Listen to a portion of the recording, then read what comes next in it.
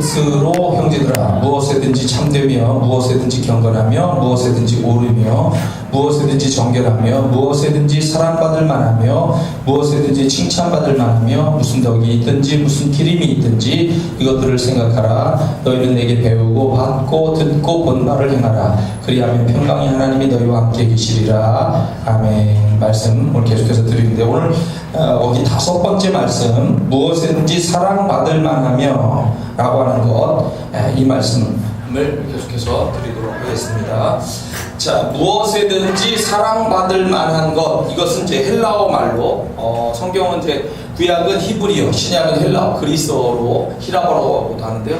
이렇게 쓰여졌는데요. 헬라어 프로스 필레라고 하는 말입니다. 프로스 필레, 사랑받을 만한 것을 생각하라. 그렇게 살아라. 이렇게 지금 얘기를 하고 있습니다. 자, 주석에는 이거를 즐겁고 유쾌하며 사랑스럽게 살아라 이렇게 해석을 해주고 있는데요. 사전적인 면하고는 조금 약간 차이가 있습니다. 우리가 즐겁고 유쾌하고 사랑스럽게 사는 거 굉장히 우리가 원하고 소망하는 그런 행복한 삶이죠. 그런데 사전적인 면에서 보면은 약간 뜻이 다른데, 첫째는 기쁘게 하는 이런 뜻이 있습니다. 기쁘게 한다. 그 다음에 두 번째는 뜻에 맞는, 세 번째는 그대로 사랑스러운 이런 뜻이 있는데, 이거를 결국 우리가 하나님과 사람과 연관을 시킬 수가 있죠. 그래서 하나님과 사람을 대입을 하면은 하나님과 사람을 기쁘게 하는 사람이 되라. 그 다음에 뜻에 맞는 것은 이제 하나님의 뜻이 더 큰 거니까 하나님의 뜻에 맞는 사람이 되라. 또 하나님과 사람에게 사랑스러운 사람이 되라. 이렇게 세 가지로 말씀을 드릴 수가 있고, 이거를 제가 하나씩 오늘 말씀을 드리도록 하겠습니다. 제 첫 번째, 하나님과 사람에게 기쁘게 하는 사람이 되라 라고 하는 이제 말씀입니다. 창세기 28장에 보니까 에서가 결혼을 했습니다. 결혼을 했는데 가나안 여인들 2명하고 결혼을 했습니다. 근데 에서가 보니까 그의 아버지 이삭을 이 가나안 여인 2명이 기쁘게 하지 못했다라고 이렇게 성경 표현을 하고 있습니다. 기쁘게 하지 못한다라고 하는 그런 뜻은 뭐냐면, 이 2명의 여인이 가나안 여인인데 해쪽 속입니다.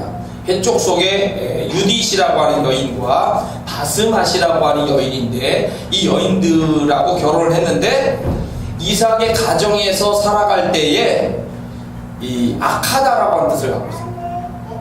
기쁘게 하지 못하는 개념이 악하다는 겁니다. 그럼 악한 이유는 나오지 않아요. 어떻게 악했을까 생각을 해보면은 우리가 이제 추정을 해보는 거죠. 시집을 온 다음에 시아버지 이삭이 섬기는 하나님을 제대로 섬기지 않으려고 한다거나 종교적인 문제가 있는 거죠. 해쪽 속에 이 우상들이 있습니다. 자기 조상들이, 가나안 족속들이 섬기는 바알과 아세라 이런 그 기본적인 우상부터 시작해서 우상들이 있는데, 이 우상들을 버리지 않고 계속 섬기려고 하는 자세를 가졌을 수가 있습니다. 그리고 시간이 지나가면서 우상적인 습관, 우상적인 절기를 지키는 것들이 생겨지죠. 그거에 관련해서 계속 그거를 지키려고 한다거나, 아니면 가나안 사람의 그런 그 습성, 삶의 방식대로 계속 살아가려고 하는 그런 모습을 보이면서 이삭 가정이 가지고 있는 이 순수성, 거룩성을 깨고 있기 때문에 그렇게 악하다라고 이렇게 표현을 하고 있는 것이라고 추정을 해볼 수가 있다는 거죠. 그러니까 기쁘게 되어져야 되는데 기쁘게 되어지지 못하는 겁니다. 가정의 기쁨이 되어지지 못하고 이것이 하나님이 보시기에도 지금 안 좋은 상황이다라고 하는 겁니다. 룻기에 보니까 룻이 있는데, 룻은 여러분 기억을 하십니까? 룻은 모압 여인입니다. 이 나옴이라고 하는 여인이 남편과 함께 기근을 피해서 모압 쪽으로 이사를 갔었어요. 그러니까 원래는 그게 좋은 것이 아니거든요. 유대인 입장에서는 하나님의 징계든 문제가 있을 때 그걸 거기서 풀어야 되는데, 그거를 못 살겠다고 해가지고 이방 지역으로 그냥 탈출을 해요. 그러니까 약속의 땅에서 벗어나 버린 거예요. 좋지 않은 것인데 거기 가가지고 다 죽죠. 나오미의 남편 죽고 두 아들 다 죽고 며느리만 남았는데 집으로 돌아가라고 하니까 룻이 따라가겠다고 해가지고 룻만 나오미와 함께 시어머니와 함께 다시 유다 지역으로 들어온 거예요. 근데 이삭을 주스러 이제 나간 상태에서 보아스가라고 하는 부자가 운영하는 그 밭에 가서 일을 이제 하게 된 거예요. 자, 룻이 이야기합니다. 보아스에게 내 주여, 내가 당신께 은혜를 입기를 원하나이다. 나는 당신의 하녀 중에 하나와도 같지 못하오나 당신이 이 하녀를 위로하시고 마음을 기쁘게 하는 말씀을 하셨나이다. 무슨 얘기냐면은 이렇게 시어머니만을 모시고 돌아와가지고 살게 되었다는 거죠. 왜? 시어머니가 믿는 하나님이 내 하나님이에요. 어머니의 이 가족들, 친척들이 내 친족이고 이스라엘이 내 조국입니다. 이렇게 생각하고 믿음으로 결단을 하고 따라온 거예요. 그래서 이 어머니를 잘 모시는 이 룻의 소문이 이렇게 퍼져간 거고, 부자인 이 보아스도 그 사실을 알고 있고, 그래서 룻을 칭찬한 겁니다. 그리고 다른 자기 밑에서 일하는 그 많은 사람들에게 이 룻을 특별히 잘 봐줘라. 이삭도 다 거두지 말고 가끔가다 이렇게 떨어뜨려주고 이렇게 하면서 해라. 그래서 이 룻이 고맙다고 감사의 인사를 지금 하고 있는 거예요. 보아스는 좋은 말로 룻을 기쁘게 했습니다. 그리고 룻이 가지고 있는 이미 믿음과 삶의 이런 모습들은 시어머니 나오미에게도 기쁨이 되었고, 그것을 바라보는 동네 모든 사람들의 마음을 기쁘게 했습니다. 그리고 이 사람들의 이 룻의 이 아름다운 모습을 또 하나님이 기쁘게 보시는 거예요. 그래서 하나님의 은혜로 이 보아스는 룻을 결국 좋아하게 되고, 그리고 룻을 아내로 맞아가지고 결혼을 하게 되는 거고, 그 과정을 통하여서 이제 이스라엘의 중요한 다윗의 왕과 가문이, 그리스도의 왕과 가문이 이렇게 이어져 내려가게 되는 거죠. 그래서 이스라엘 역사, 이스라엘 족보, 예수님의 족보, 여기에 여리고의 기생 여인이었던 다말에 이어서 이방 여인, 이 모압 여인인 룻이 당당하게 들어와서 자리를 잡게 된 거예요. 하나님을 기쁘게 하고 사람들을 기쁘게 하고, 이 룻에 가졌던 아름다운 결단과 그런 헌신의 모습들을 우리가 그대로 삶으로 적용을 해볼 필요가 있어요. 닮을 필요가 있는 거죠. 역대하 10장에 보니까 솔로몬의 아들이었던 르호보암 왕이 되었습니다. 이제 왕이 되어서 백성들을 만나러 나가는데, 백성들 앞에서 이제 이런 얘기를 합니다. 이야기를 연설을 이제 해야 되는데, 솔로몬 당시에 모셨던 원로들하고 신하들하고 같이 먼저 이야기를 나눴어요. 내가 이 백성에게 어떻게 하면 정치를 잘하겠느냐라고 물으니까 그 원로들이 이야기하기를, 왕이 만일 이 백성을 후대하여 기쁘게 하고 그리고 선한 말을 하시면 그들이 영원히 왕의 종이 되리이다 라고 이렇게 좋은 말을 해줬어요. 그런데 그 말이 마음에 안 드는 거예요. 삐딱한 왕이기 때문에. 그래서 자기하고 비슷한 또래의 그런 신하들한테 물었더니 강하게 통치를 하시오 라고 이렇게 이제 이야기했고, 그 말이 좋아가지고 백성들 앞으로 나가죠. 여러분, 정치라고 하는 것은 근본적으로는 하나님을 기쁘시게 해야 됩니다. 그리고 이 지도자와 백성이 다 기뻐하는 그런 관계가 되어져야 행복한 건데, 우리 역사는 참 불행하잖아요. 자, 솔로몬 왕의 아들 이 르호보암 왕이 속이 좁고 백성을 기쁘게 하라는 정치를 하라는 말을 우습게 여기고 백성 앞에 나가서 연설을 하는데, 백성들의 멍에를 더욱 무겁게 하겠소. 내 아버지의 채찍이 가죽 채찍이라면 나는 더욱 강한 전갈 채찍으로 다스리겠소 라고 공포 정치를 하겠다라고 하는 말을 하니까 백성들이 다 들고 일어나고, 그래가지고 거기 감독이었던 사람을 돌로 때려 죽이고 왕은 도망치고, 그리고 나라가 둘로 나뉘어진 거예요. 북왕국, 남왕국. 북왕국이 큰 나라고 남왕국 르호보암 왕은 작은 나라를 유다를 다스리게 된 거죠. 이 둘로 나뉘어지는 분단의 비극이 여기서 일어나는 거예요. 그러니까 하나님을 하나님을 기쁘시게 하고 백성들의 마음을 기쁘게 하는 지도자가 되어져야 되는데 그 지도자가 그렇게 하지 못함으로 이렇게 됐는데 그 이후에 나타나는 왕들이 또 계속 그런 나쁜 쪽만 닮아. 그래가지고 이 북왕국이 결국 먼저 망하는 거예요. 물론 유다도 결국 또 그렇게 삐딱하게 나가면서 망하게 됐고 나중에. 사울 왕이 이스라엘의 최초의 왕이었습니다만 사울 왕을 보면은 하나님을 기쁘시게 하기보다는 백성들의 눈치를 보고 백성들의 주장만을 받아들이면서 백성을 기쁘게 하려고 생각을 합니다. 그게 또 문제인 거예요. 백성만 기쁘게 하면 안 돼. 하나님의 뜻을 기쁘게 여기고 그것이 원칙이 되어져서 그 원칙을 기준으로 해서 백성들의 그 뜻도 따라야 되는데 백성만 생각하고 하나님을 버려버리니까 사울 왕이 왕자에서 쫓겨나는 거죠. 로마서 15장 우리 각 사람이 이웃을 기쁘게 하되 선을 이루고 덕을 세우도록 해라. 우리가 이웃을 기쁘게 해야 된다는 거예요.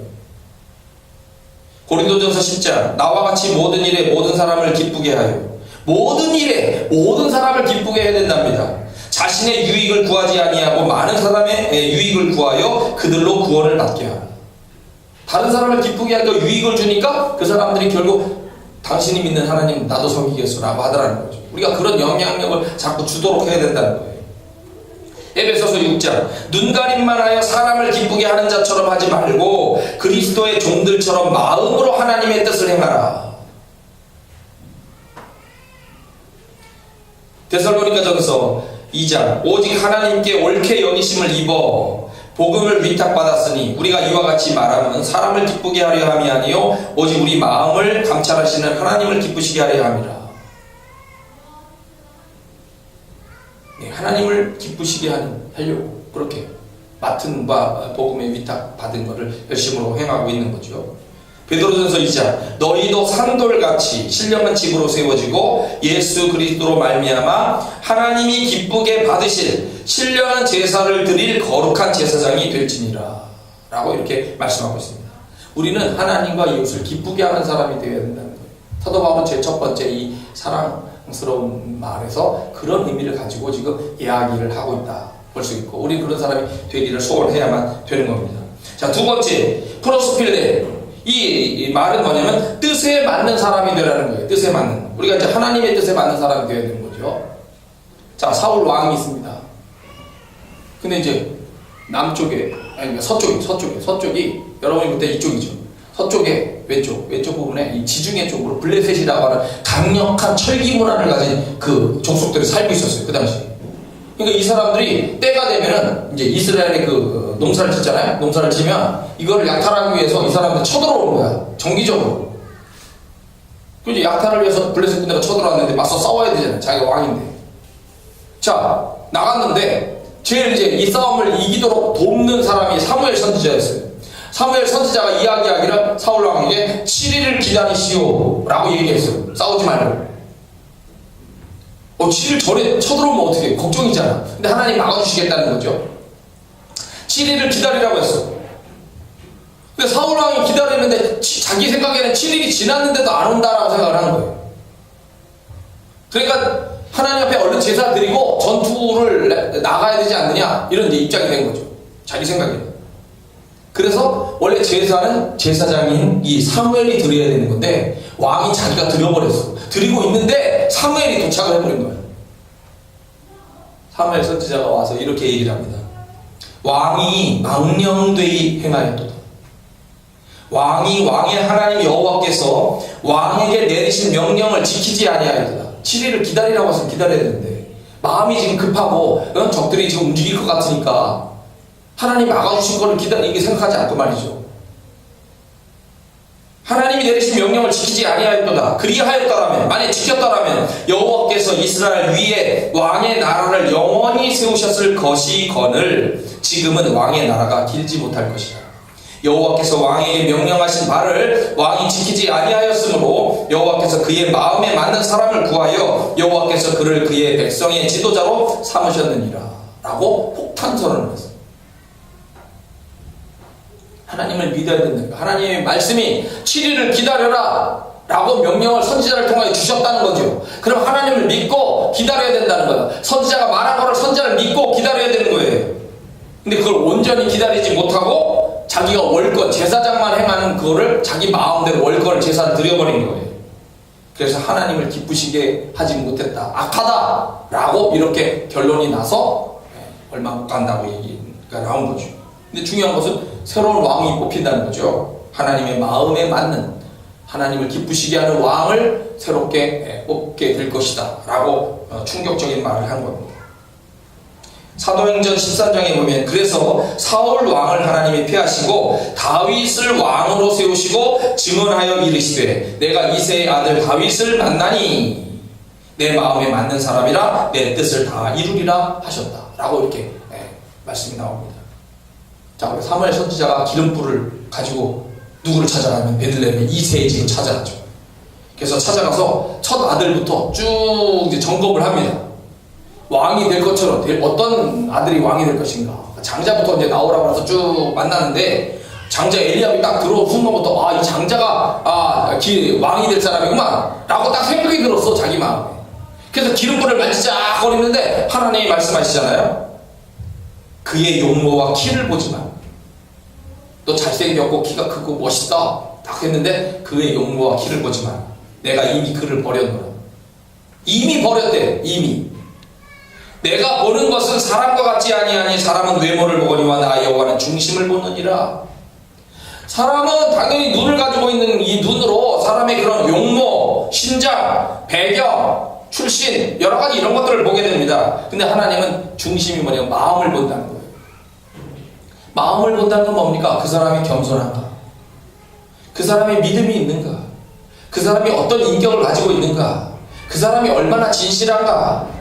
하나님을 향하여 어떤 마음을 갖고 있는가? 어떤 기도를 하고 있는가? 어떤 사랑을 품고 있는가? 이런 그의 소원과 마음 전체의 이 내용을 보고 있다는 거죠. 그래서 결국 다윗을 뽑히게 되는 거예요. 사무엘 선지자가 다윗을 처음 보았을 때 다윗의 빛이 붉고 눈이 빼어나고 얼굴이 아름답더라고 했습니다. 외모도 멋지긴 한 거죠. 그러나 하나님은 그 외모를 본 게 아니고 중심을 본 거예요. 막내의 중심을 본 거죠. 사울 왕의 부하가 어느 날 사울 왕에게 보고하기를 다윗에 대해서 사울 왕이 이제 그 악신에 걸렸죠. 악신에 걸려서 괴로워하는데 다윗에 대해서 보고하기를 다윗은 수금을 잘 타는 자, 용기 있고 용기 외에는 곰하고 사자하고 싸우는 그런 거 소문이 있잖아요. 그 다음에 전사, 무용 전사 같다는 거예요. 싸움을 무지하게 잘하는 전사 같다라는 거예요. 그 다음에 말도 잘하는 구변이 있는 그리고 아주 잘생긴 준수한 자다. 여호와께서 그와 함께 계시더이다. 이미 소문이 나기 시작한 거예요. 소문이 나기 시작해가지고 결국 다윗을 데려다가 사울 왕의 병기 잡는 자로 세우고 수금을 타게 해서 악신을 쫓는 이런 역할을 하게 하는 거죠. 음악적 치료를 하게 합니다. 하나님을 기쁘시게 하는 하나님에 맞는 그런 이 다윗에게 하나님이 복 주셔서 결국 예수 그리스도의 왕권과 이어지는 영원한 왕권을 이어가도록 하셨다는 거예요. 다니엘서 10장에 보니까 다니엘이 잠이 들었습니다. 잠이 들었는데 한 손이 다가오더라는 거예요. 한 손이 와서 자기를 어루만지더라는 거예요. 그래서 막 떨었어요. 떠는데 그가 내 무릎과 손바닥이 땅에 닿게 이렇게 하더니 일으키더라는 거야. 일으키면서 말을 하시는데 이게 예수님일 수도 있고 하나님 아버지실 수도 있고 천사일지도 모르겠지만 여하튼 그냥 어떤 손이 하나님으로부터 오는 거죠.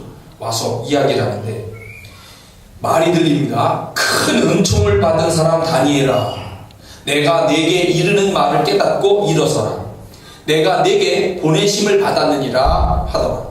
그가 내게 이 말을 한 후에 내가 떨며 일어서니 그가 내게 이르되 다니엘아 두려워하지 말라.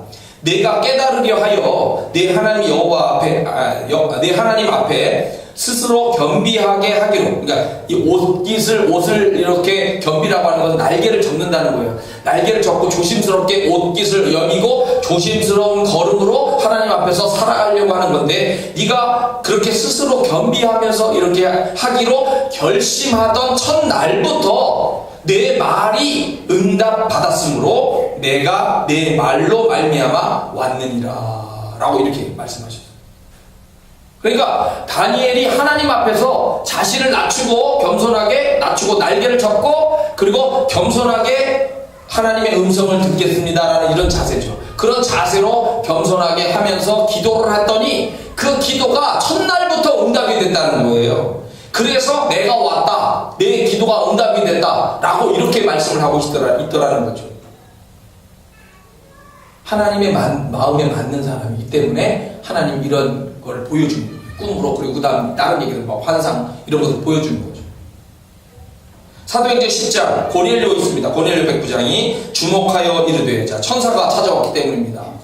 주여 무슨 일입니까? 라고 하니까 천사가 말하죠. 내 기도와 구제가 하나님 앞에 상달되어 기억하신 바가 되었다.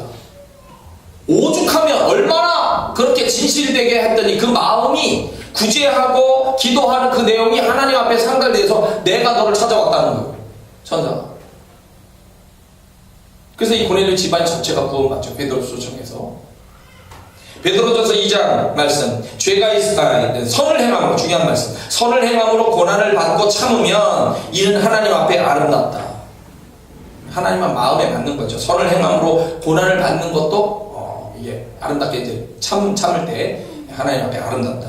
베드로전서 3장, 오직 마음에 숨은 사람을 온유하고, 마음에 있는 그 마음, 우리 마음의 사람, 마음에 숨은 사람을 온유하고 안정한 심령에 썩지 아니할 것으로 하라. 이는 하나님 앞에 값진 것입니다. 그러니까 하나님의 마음에 이렇게 맞는 사람이 되라고 하고 맞으면 좋은 역사가 일어나는 것을 지금 보게 되는 거죠. 우리는 하나님의 마음에 맞는 사람이 되도록 힘을 써야 된다는 겁니다. 자, 그 다음 세 번째, 프로스필레입니다. 프로스필레. 이거는 세 번째 뜻이 사랑스러운 사람이 되라는 거예요. 사랑스러운 사람. 자, 인터넷을 검색을 해봤어요. 도대체 사랑스러운 사람은 뭘까? 사람들이 생각하는 사랑스러움이 뭘까? 라고 검색을 해봤더니 잘 웃는 사람. 여러분 잘 웃으세요? 평상시에 뭐 집안에 웃을 일이 없으니까 그렇지만 자꾸 웃으셔야 돼요. 여하튼 웃으셔야 돼요. 규칙적인 운동을 하며 편안하며 자존감이 높으며 감정 표현이 정확하고 배려하고, 남을 배려하는 거죠. 말을 예쁘게 하며 자기 관리를 잘해서 깔끔한 모습을 유지하는 사람, 그 사람이 바로 사랑스러운 사람이다 라고 사람들이 쫙 댓글을 막 달더라고요. 그럼 성경에는 어떤 모습이 등장할까요? 자, 창세기서 29장, 레아, 야곱의 두 부인이 있었죠. 레아, 외삼촌 라반이 속여가지고 결혼을 시키잖아요. 자, 레아가 여호와께서 보시니까 사랑을 받지 못하는 거예요. 그래서 그를 불쌍히 여겨서 그의 태를 여셔서 아기를 낳게 하셨으나 라헬은 남편에게만 사랑받으니까 자녀가 없었더라 라고 이렇게 설명을 하고 있어요. 자, 외삼촌 라반이 야곱을 속여서 두 여자를 안겨줬어요. 야곱에게. 레아를 먼저 결혼시키고 7일 후에 라헬을 얻도록 했습니다. 그런데 레아에 대해서 평가하기를 시력이 약하다라고 얘기했습니다. 시력이 약한 것은 그냥 이렇게 눈이 잘 안 보이는 약한 이런 거로 생각할 수도 있고, 눈매가 부드럽다라고도 이렇게 번역되어 있는 말씀이 있습니다. 근데 이것이 지혜가 없다라고 하는 이런 말도 의미도 추정해서 되기 때문에 그래서 레아가 사랑을 못 받았다라고 얘기하지만, 그냥 말 자체로 얘기하면은 그냥 눈이 좀 잘 안 보이는 여인, 눈이 나쁜 여인, 그리고 그러나 눈매는 예쁜 여자, 이렇게 정도로 볼 수가 있습니다만, 여하튼 야곱은 라헬을 사랑했기 때문에 결혼한 거예요. 라헬은 곱고 아리따웠다고 그랬습니다. 그러나 이 레아는 여하튼 사랑받지 못하는 여인이었죠. 운명적인 여인이었죠. 계속해서 라헬과 야곱이 좋아하니까 지들끼리만 붙어있는 거야. 그리고 레아가 입을 삐죽이 거릴 때만 남편을 레아의 품에 안겨주는 거예요. 근데 하나님은 레아를 불쌍히 여겼다는 거죠. 불쌍히 여겨서 이 레아가 자녀를 더 잘 낳게 만들고 라헬의 태의 문은 닫아 걸으셨어요. 그래서 야곱의 12지파, 이 12이라고 하는 숫자는 완전수인데 조직으로서의 12입니다. 완전수. 12이라고 하는 지파가 형성되면서 이 하나님의 어떤 왕국의 그림자를 만드는데, 이 12이라고 하는 아들들을 만들어낼 때 이 6명의 아들을 레아가 낳게 된 거예요. 라헬은 마지막으로 두 명의 아들 요셉과 베냐민을 낳게 되긴 하지만 베냐민을 낳으면서 죽었어요. 야곱은 라헬을 잃어서 많이 슬펐겠지만 여하튼 중요한 것은 야곱의 곁에 끝까지 더 오래 지켜준 여자는 레아였다는 거예요.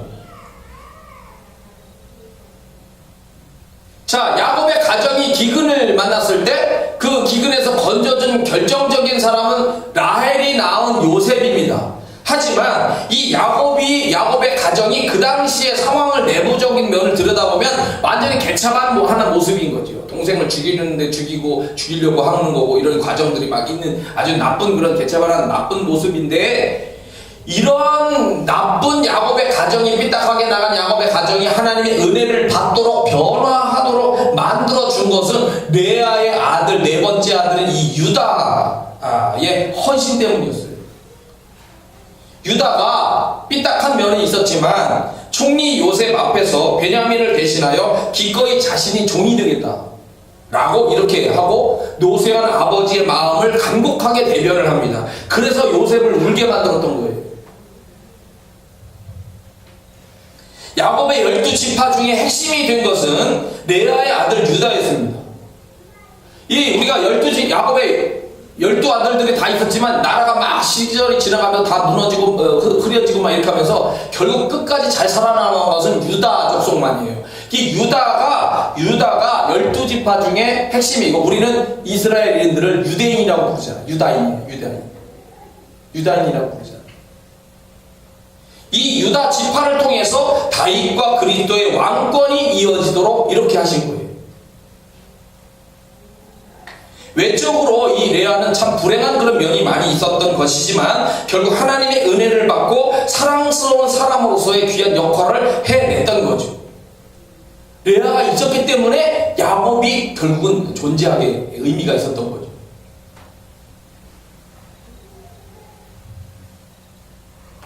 그러니까 인간적으로 볼 때 레아는 좀 사랑스럽지 못한 부분을 가지고 있었을지 모르지만, 그러나 하나님이 보실 적에는 결국 레아가 사랑스러운 거예요. 좀 인간적으로 부족한 면이 있지만, 그죠? 누가복음 2장, 예수는 지혜와 키가 자라가며 하나님과 사람에게 더욱 사랑스러워 가시더라. 자, 시간이 지나가면 키는 자동적으로 크는 거예요. 애기니까 키는 자동적으로 큰다면 예수님이 사랑받았던 이유는 지혜 때문이라고 볼 수가 있죠. 이 자체만으로 보면 키는 자동적으로 커가는 거니까 지혜가 있었다는 거예요. 지혜는 뭐냐? 판단을 내리는 거죠. 판단력입니다. 판단을 해서 그걸 분별할 수 있는 분별력입니다. 판단을 하고 분별해서 어떤 상황에 대해서 대처할 수 있는 능력을 지혜롭다라고 이렇게 표현합니다. 지식이 있지만 그거를 상황에 적용할 수 있는 거죠. 그거를 지혜롭다라고 표현하는데, 예수님은 지혜가 그 상황을 판단해서 움직여나가고 대처하는 그 능력을 보니까 하나님과 사람에게 사랑스러워한다는 거예요. 남하고 좀 다른 거죠. 그죠? 다른 거예요. 우리는 이런 예수님의 모습을 생각하고 아이들에게 그런 축복을 내려줍니다. 골로새서 3장, 아주 특별한 이런 이야기를 가지고 있는데요. 너희는 하나님이 택하사 거룩하고 사랑받는 자처럼, 그러니까 쉽게 요즘 말로 사랑스러운 자처럼이에요. 하나님이 택하사 거룩하고 사랑받는 자처럼 해야 되는데 어떤 걸 하냐? 긍휼한 사람, 긍휼, 자비, 겸손, 온유, 오래 참음을 옷 입어라. 그렇게 살아야 된다는 거예요. 그 다음에 누가 누구에게 불만이 있든지 서로 용납하여 피차 용서하라. 용서하는 삶을 살아라. 주께서 너희를 용서하신 것처럼 이 모든 것 위에 사랑을 더하라. 사랑스러운 사랑을 행하는 삶을 살아라. 그리스도의 평강이 너희 마음을 주장하게 하라. 평강해야 된다. 마음이. 너희 또한 감사하는 자가 되라. 감사하는 삶을 살아야 된다는 거예요. 이게 하나님이 기뻐하시고 사랑스러워하는 사람인 거예요. 그리스도의 말씀이 너희 속에 풍성히 거하도록 해라. 풍성히 거하여 모든 지혜로 피차 가르치며 권면을 해라. 시와 찬송과 신령한 노래를 부르며 감사하는 마음으로 하나님을 찬양하라. 무엇을 하든지 말해라 이래라 다 주 예수의 이름으로 하고 그를 힘입어 하나님 아버지께 감사하라. 우리가 이런 삶을 살아야 돼요.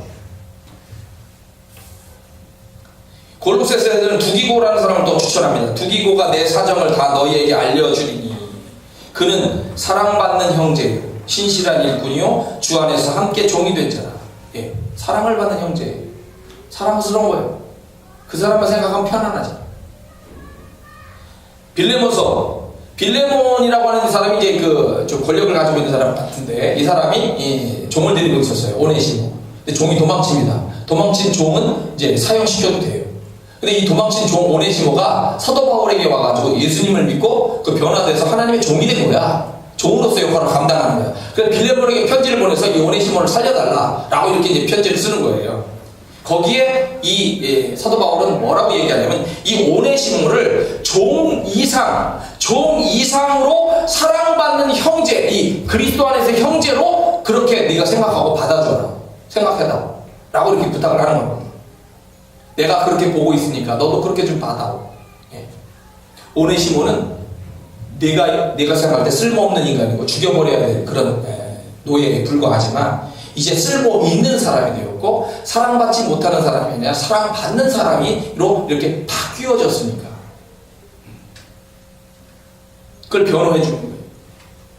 오늘 우리는 이 말씀을 다시 한번 늘 생각합니다. 정리를 합니다. 우리는 하나님과 사람들을 기쁘게 하는 사람이 돼요. 그리고 뜻에 맞는 사람이 돼요. 그리고 사랑스러운 사람. 그래서 사랑받는 사람이 되는 거죠. 그렇게 되어야 된다는 거예요. 그것이 우리가 하나님이 보시기에 아름다운 그런 모습이고, 사도 바울이 그렇게 우리에게 권면을 하고 있는 말씀을 보았습니다. 여러분도 제가 이 말씀을 잘 생각하면서 그렇게 살아가도록 결심하는 그런 여러분 제가 되기를 축원합니다. 다시 한번 기도하겠습니다.